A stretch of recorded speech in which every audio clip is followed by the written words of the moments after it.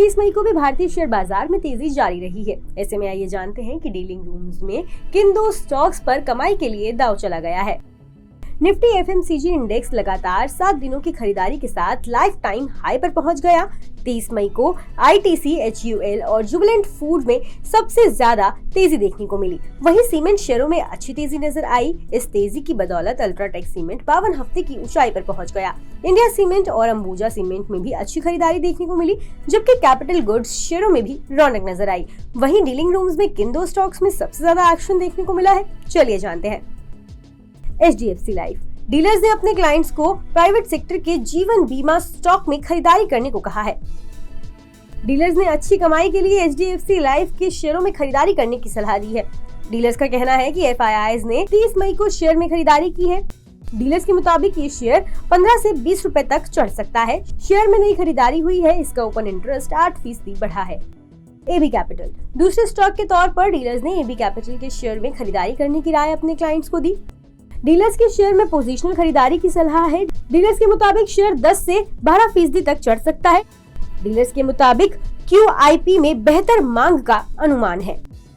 बता दें कि CNBC आवाज पर हर दिन एक खास शो कमाई का अड्डा में एक खास सेगमेंट डीलिंग रूम चेक पेश किया जाता है, जिसमें यतिन मोहता सूत्रों के द्वारा ब्रोकरेज हाउस के डीलिंग रूम से ये जानकारी हासिल करते हैं कि आज किन दो स्टॉक्स में ब्रोकरेज ने अपने क्लाइंट्स को सबसे ज्यादा ट्रेड लेने की सलाह दी।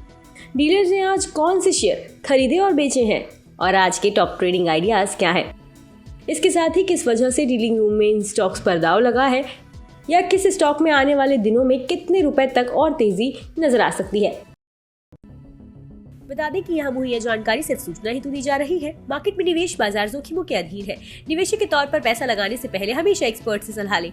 मनी कंट्रोल की तरफ से किसी को भी पैसा लगाने की यहाँ कभी भी सलाह नहीं दी जाती है।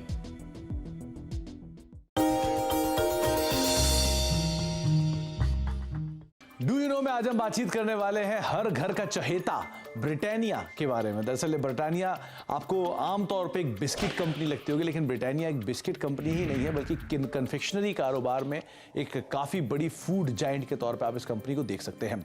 इस कंपनी की शुरुआत 130 साल पहले हुई थी और करीब 295 रुपए में उस समय पर इस कंपनी की शुरुआत की गई थी। सेंट्रल कोलकाता के एक छोटे से घर में इसकी शुरुआत हुई थी और वहाँ से धीरे धीरे एक्सपैंड करते करते आज इतना बड़ा स्केल आप ब्रिटानिया का देख रहे हैं।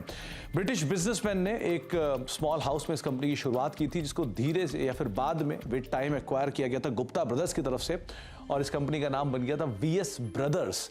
लेकिन विद टाइम इस कंपनी में मल्टीपल चेंजेस हुए ओनरशिप को लेकर, जिसके बाद और फेरबदल हुआ और एक ऐसा भी समय आया 1979 में जबकि नेबिस्को ब्रांड, जो ओरियो के एक संस्थापक के तौर पे जानते हैं, जिनको आप ओरियो बिस्किट को अगर आप जानते हैं तो वो नेबिस्को की ब्रांड रहे हैं, उन्होंने इस कंपनी को एक्वायर कर लिया था। एक मेजर स्टेक करीब 27-28% के आसपास स्टेक वो इस कंपनी के अंदर ओन करते थे। लेकिन जो एग्जिस्टिंग प्रमोटर है वाडिया ग्रुप ने, उन्होंने करीब 1990 में इस कंपनी को एक्वायर किया। तो आप अंदाजा लगा लिए करीब 3 दशक से ज़्यादा का हिस्सा जो है वो एग्जिस्टिंग प्रमोटर्स के पास इस कंपनी का है। इसके अलावा एक और इंटरेस्टिंग फैक्ट ये भी है कि वर्ल्ड वॉर 2 जब हुआ था तो इस कंपनी को एक ऑफिशियल पार्टनर के तौर पर चुना गया था। जो ये कंपनी जो सैनिक थे उनको फूड बिस्किट्स प्रोवाइड कराती थी, जो कि उनके आगे के लिए कामकाज करते थे। तो एक बड़ा इंटरेस्टिंग फैक्ट ये भी है कि आर्मी को भी ये कंपनी सप्लाई करती थी वर्ल्ड वॉर 2 के अंदर।